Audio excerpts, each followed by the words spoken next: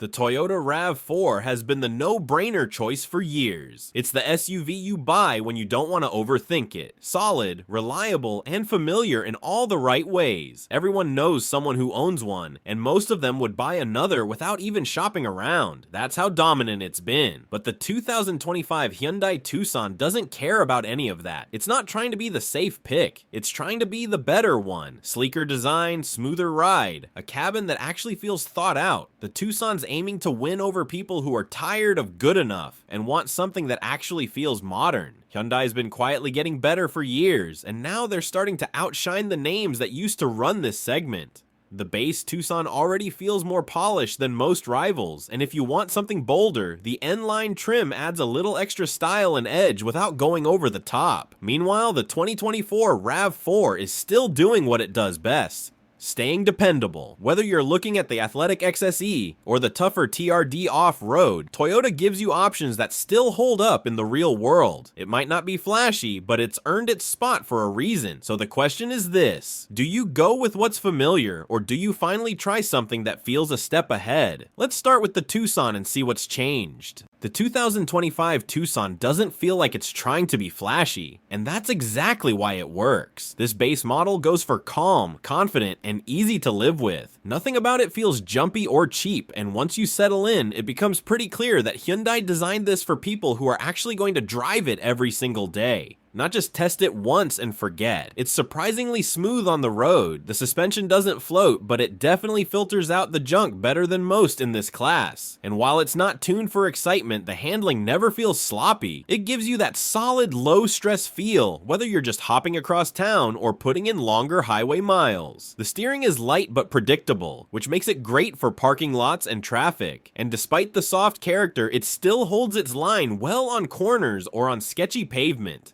That's not something you can say about every compact SUV.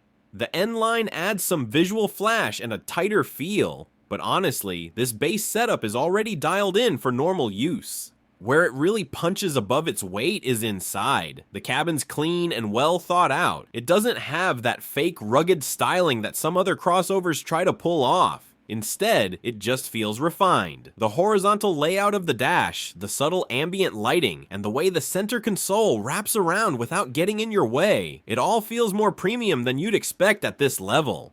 The tech is laid out well too. The screen isn't crammed into a weird pod or stuck on top like an afterthought. Everything feels like it belongs. Climate controls are still physical, and you don't need 3 menu taps to change the fan speed. That balance between touchscreen and tactile buttons is actually rare now. But Hyundai got it right. Space-wise, it delivers exactly what most buyers are looking for. The rear seat is roomy enough for adults without getting tight behind taller drivers, and the cargo space is low, wide, and square.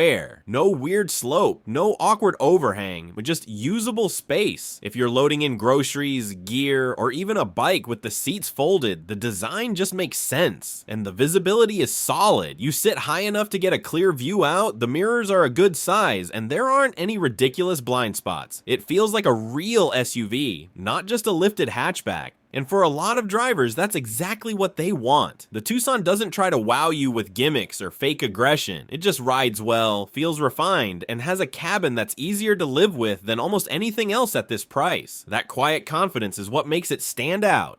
For most people, this base Tucson is the one they'll see the most of. And honestly, it holds up well on its own. The cabin doesn't feel stripped out, and the standard features make it feel surprisingly refined for the price point. Whether you're commuting or loading up for a weekend trip, this version of the Tucson still gives you that quiet ride and confident handling that makes it feel like a step above the typical compact SUV crowd. The Tucson N Line isn't trying to be something it's not. It knows exactly where it fits. A sharper, more confident version of the standard model. Not full performance, not full off-road. Just a daily SUV with more style and presence than most crossovers ever get. On the outside, it drops the calm look for something bolder. There's a unique grille, body-colored cladding, darkened trim, and a diffuser-style rear bumper that gives it a more planted look. The wheel design is sportier. The badging is subtle but clean, and in certain colors, especially darker tones, it actually looks a little aggressive. Not flashy, not fake, just sharper. Handling-wise, it's been dialed in slightly firmer than the base model. The steering tightens up a bit, and body control is improved without losing ride comfort. You're not going to confuse it for a hot hatch, but there is a little more connection on the road, and it feels more responsive in the ways that count. The real difference, though, is inside. This cabin doesn't just feel like a base trim with red stitching slapped on. The suede-like inserts in the seats add grip and texture. The contrast stitching carries across the wheel and dash, and the flat-bottom steering wheel feels genuinely well designed. There's a clear N Line theme across the displays and cluster, but it's integrated in a way that doesn't feel gimmicky. Everything still works the way it should. It just feels more intentional. You also sit differently here. It's the same layout, but the sport seats hold you better, and the overall vibe leans more driver-focused. Nothing radical, but enough to make even short drives feel a little more engaging. The N Line trim is for drivers who don't need the fastest version, but still want something that doesn't blend into the parking lot. It changes the way the Tucson feels without messing up what makes it a great daily SUV. A little more personality, a little more connection, enough to matter, but not enough to get in your way. The RAV4 base model is still one of the most dependable picks in the compact SUV world. It's not flashy, and it doesn't need to be. That's always been Toyota's angle with this trim. Keep it clean, keep it functional, and let the name carry the weight. And honestly, it works. This is the SUV you buy when you don't want to think about your SUV. The ride quality hits a nice middle ground. It's firm enough to feel stable and grounded at highway speeds, but not so stiff that you're feeling every crack in the road. Around town, it stays composed and easy to drive. Steering is light without being vague, and there's a bit of that Toyota heaviness that gives it just enough confidence when you're making quick moves in traffic or navigating tight roads. It never feels sporty, but it does feel solid. Inside, the layout is practical and focused on ease of use. This isn't a place for ambient lighting or sweeping digital panels. It's about knobs that work, buttons that respond, and menus that don't waste your time. The materials are tough without being cheap. There's a sense of durability baked into everything, from the dash plastics to the seat fabrics, and you can tell this cabin was built for years of real use, not just showroom impressions. The seats themselves are wide, upright, and surprisingly supportive. No unnecessary bolstering or padding, just a firm, natural seating position that works whether you're 5 minutes from home or 3 hours into a road trip. Rear seat space is generous for this segment, with enough legroom for adults and headroom that never feels cramped. You can haul people comfortably without stepping up to a midsize. Visibility is another strong suit. Big windows, smart mirror placement, and a tall seating position all work together to give you a clear view in every direction. The RAV4 feels easy to place on the road, and you're never guessing where the corners are. For city driving, it's one of the more user-friendly options out there, and that makes a big difference for new or smaller drivers too.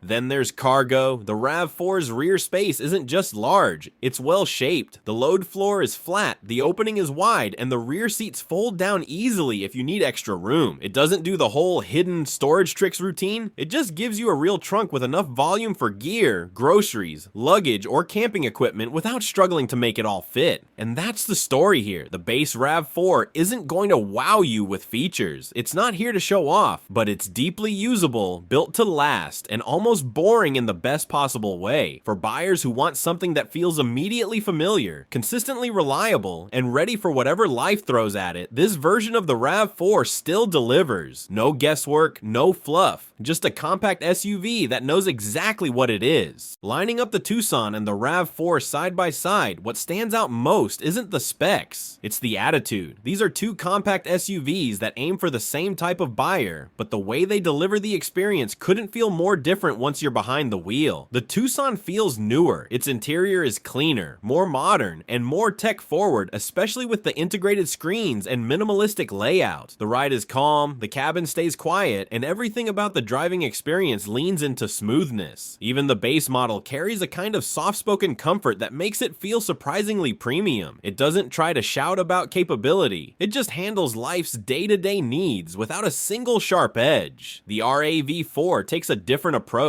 It feels more planted, more deliberate. You sit higher, the controls are chunkier, and the whole cabin feels like it was designed to be used with gloves on. There's more weight to the way it drives. The steering, the suspension, even the throttle response. It doesn't glide like the Tucson, but it feels tough in a way that gives you confidence when the weather's bad or the road gets messy. And when you start looking at trims, the personalities split even further. The Tucson's N Line gives you a city-ready, sporty edge with just enough style and punch to keep it interesting, while the RAV4's TRD trim is ready for trails, dirt, and weekend escapes that require more than curb appeal. One's the commuter with attitude, the other's the utility rig with comfort. Both are excellent, both will last, but choosing between them isn't about power or cargo charts. It's about what kind of confidence you want behind the wheel. Do you want something smooth, sharp, and futuristic, or something tough, proven, and ready for anything? At the end of the day, the Tucson and the RAV4 aren't trying to outdo each other. They're just showing you two different ways to get the job done. The Tucson leans into comfort. It's smoother, sleeker, and just feels a little more polished, especially in that N line trim. It's got a clean interior, a calmer ride, and a design that feels like it belongs in something more expensive. Hyundai is clearly going for a modern vibe, and honestly, it works. The RAV4 doesn't chase that. It sticks to what it knows: solid, capable, dependable. The TRD trim gives you real off-road confidence. The XSE adds some street style, and even the base model feels like it's built to last. Nothing flashy, just a compact SUV that knows how to hold its own. So no, it's not about which one's better on paper, it's about which one you'd rather drive every day: the newer, smoother feel of the Tucson or the tough, proven edge of the RAV4. Either way, you're getting something that'll show up, do the job, and not complain once. And honestly, that's all most people really want.